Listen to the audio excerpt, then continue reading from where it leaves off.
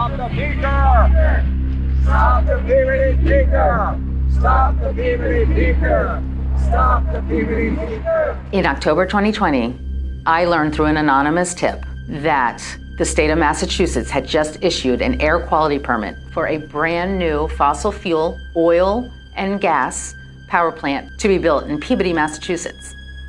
It was when the Sierra Club actually informed us. No, I mean, in a way, that was the most appalling part, that this plant had been bought into by 14 different municipal light departments, and no one in any of them knew about it.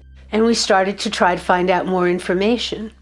And we got increasingly frustrated because you couldn't get information if you just searched for Peabody peaker. You had to know the code of what they called the project, which was Special Project 2015A. This project has been very much cloaked in non-transparency and in secrecy. $85 million plant in the works for 6 years, and nobody knew about it until MCAN brought it to our attention. And I think that that's very significant. There wasn't a lot of attention given this. They have gone through all the processes they need to.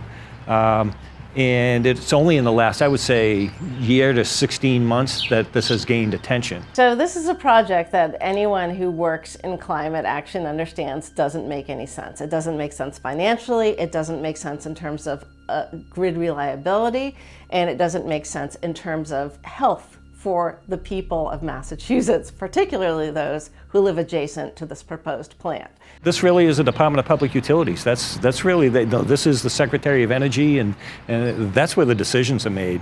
What do we want? Climate justice! When do we want it? Now! So this is a neighborhood that's pretty traumatized. They've certainly borne their share of burdens like this. We've protested, we've marched, we've done so many forms of activism, and it's like nobody's listening.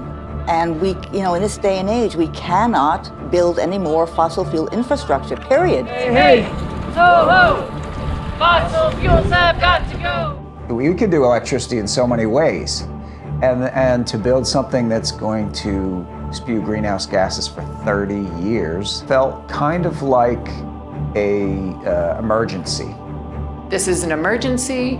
We know that there are alternatives to this plant that are cheaper, that are cleaner, that are feasible right now, and the risk to the municipal utilities that have signed this contract, the risk to them for opting out right now is minimal. Government has failed us, industry has failed us, business has failed us, and all we have is each other.